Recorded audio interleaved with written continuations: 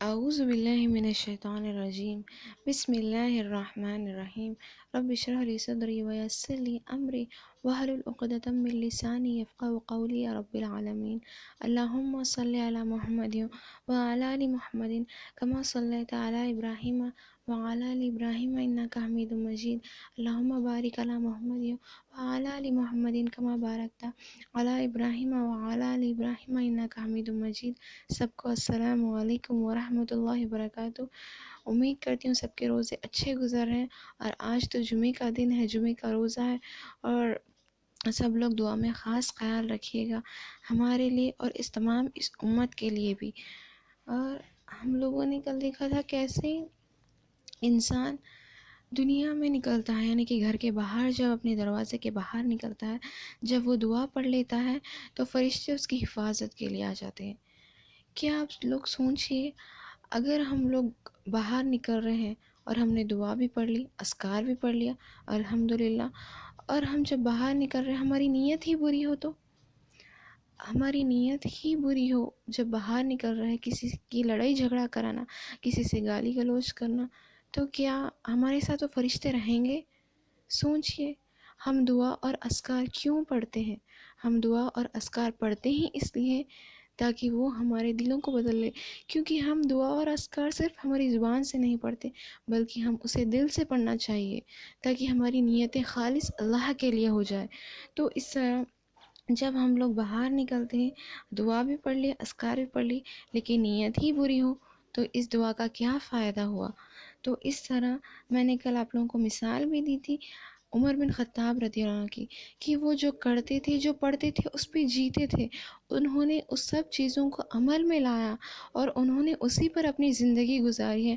سبحان اللہ، وہ آج ہمارے نبی صلی اللہ علیہ وسلم کے بازو میں دفن ہے الحمدللہ۔ اور وہ جب وہ ایمان کی حالات میں اتنے آگے بڑھ گئے تھے، اتنے آگے بڑھ گئے تھے، اللہ سبحانہ وتعالیٰ نے ان کی دعا رد نہیں کی ان کے موت کو لے کر، کیونکہ انہوں نے اپنی موت کے لیے دعا مانگی تھی کہ اے اللہ مجھے شہادت نصیب فرما اور مدینے میں ہی نصیب فرما، کیونکہ مدینے میں کوئی جنگ حرام ہے۔ تو سوچی مدینے میں کوئی شخص شہید کیسے ہو سکتا ہے جب جنگ ہی نہیں ہوئی؟ لیکن عمر بن خطاب رضی اللہ عنہ کی نیت خالص تھی نا، اسی لیے اللہ سبحانہ وتعالیٰ نے ان کی دعا قبول کی، اور وہ مدینے میں ہی تھے اور ان کو شہید کر دیا گیا۔ سبحان اللہ۔ اور تعجب کی بات یہ ہے کہ وہ نبی صلی اللہ علیہ وسلم کی مسجد میں فجر کی نماز کے وقت شہید کر دیے گئے۔ سبحان اللہ، وہ شہید اس حالت میں کر دیے گئے جبکہ وہ امام تھے۔ سبحان اللہ۔ تو اسی لیے ہماری نیتوں کو خالص کرنا چاہیے۔ جب بھی کوئی خالص نیت سے اللہ سے دعا کرتا ہے تو اللہ سبحانہ وتعالیٰ اس کی دعاؤں کو قبول کرتے ہیں۔ اور نبی صلی اللہ علیہ وسلم نے فرمایا، جب تم دعا پڑھ لیتے ہو تو فرشتے تمہاری حفاظت کے لیے آ جاتے ہیں۔ نبی صلی اللہ علیہ وسلم نے فرمایا حکم، یعنی کہ تمہارے اوپر وہ کپڑا جیسا گھیر لیتے ہیں آ کر، فرشتے کہہ کر فرماتے ہیں۔ اور نبی صلی اللہ علیہ وسلم نے یہ بھی فرمایا کہ جب تم باہر نکلتے ہو، شیطان اور فرشتے دونوں تمہاری راہ میں ہوتے ہیں۔ جب تمہارے ارادے، نیتیں نیک ہوتی ہیں تو فرشتے تمہیں آ کر گھیر لیتے ہیں، تم پر کپڑا جیسا ڈھانپ دیتے ہیں، تمہیں گھیر لیتے ہیں، تمہاری حفاظت کرتے رہتے ہیں۔ اور جب تمہاری نیتیں بری ہوتی ہیں تو شیطان تمہیں آ کر گھیر لیتا ہے کہہ کر۔ اور نبی صلی اللہ علیہ وسلم نے یہ بھی فرمایا کہ جب کوئی شخص باہر نہیں نکلتا سوائے اس کے اوپر ایک فرشتہ ہوتا ہے، اور اگر تمہاری نیت اچھی ہو تو وہ فرشتہ کیا کرتا ہے، اللہ سبحانہ تعالیٰ اس فرشتے کو حکم دیتے ہیں کہ اے فرشتے میرے اس بندے کو اونچا اٹھاؤ، یعنی کہ جسمانی اعتبار سے نہیں بلکہ اس کے درجے کو اونچا کر دو، کیونکہ جو شخص نیت خالص کرتا ہے اللہ سبحانہ وتعالیٰ کے سامنے جھک جاتا ہے، اللہ سبحانہ وتعالیٰ کو اس کو لوگوں کی نظروں میں اٹھا دیتا ہے۔ جو شخص، اور اللہ سبحانہ وتعالیٰ یہ بھی فرماتے ہیں جب کوئی شخص کی نیت بری ہو، اس کی نیتیں بری ہو، اس کا ارادہ برا ہو، تو اللہ سبحانہ وتعالیٰ فرشتوں کو حکم دیتا ہے کہ اے فرشتوں اس بندے کو نیچا گرا دو، یعنی کہ جسمانی اعتبار سے نہیں بلکہ اس کے درجے نیچے گرا دو کہہ کر، کیونکہ جو بھی شخص برا ارادہ کرتا ہے، تکبر اور فخر کرتا ہے، تو اللہ سبحانہ وتعالیٰ ایسے لوگوں کو پسند نہیں کرتا۔ ایسے لوگ تو لوگوں کے نظروں میں گر ہی جائیں گے، تو اس طرح ان کے درجے نیچے ہو جاتے ہیں۔ اسی لیے ہمیں ہمیشہ ہماری نیتوں کو خالص کرنا چاہیے، اللہ سبحانہ تعالیٰ کے لیے نیت کر دینی چاہیے۔ جو بھی زبان سے کہہ رہے ہیں نا، اس کو عمل میں لے کے آئیے، کیونکہ قیامت کے دن دو زبان ہوں گے، مطلب جو زبان سے الگ، جو دل کی نیتیں الگ رکھتے ہیں نا، مطلب جو دو بات کرتے ہیں، یعنی کہ سامنے الگ اور پیچھے الگ رہتے ہیں نا، ایسے شخص قیامت کے دن دو زبان والے ہوں گے، یعنی کہ ان کی نیت الگ تھی، وہ دل میں الگ رکھتے تھے اور اوپر کچھ اور دکھاتے تھے۔ ایسے لوگ پتہ ہے کون ہے؟ منافق ہے، اور منافق جہنم کی بہت نچلے گڑھے میں جلیں گے۔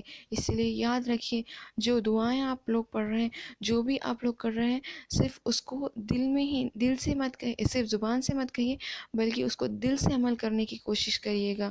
اور اللہ سبحانہ تعالیٰ ہماری زبانوں کو ہماری دل بنائے، یعنی کہ مومن کا، ہمارے بڑے اماموں نے بتایا ہے کہ مومن کا زبان اس کے دل کا آئینہ ہوتا ہے۔ سبحان اللہ، مطلب وہ اپنے زبان پہ جو رکھتا ہے، وہ جو اپنے دل میں رکھتا ہے نا، وہ زبان پہ ہوتا ہے کہہ کر۔ اسی لیے ہمیں اللہ سبحانہ تعالیٰ ہماری خالص نیت کرنے کی توفیق عطا فرمائے، ہم جو کہہ رہے ہیں اس کو عمل میں لانے کی، اس کو دل سے کہنے کی توفیق عطا فرمائے۔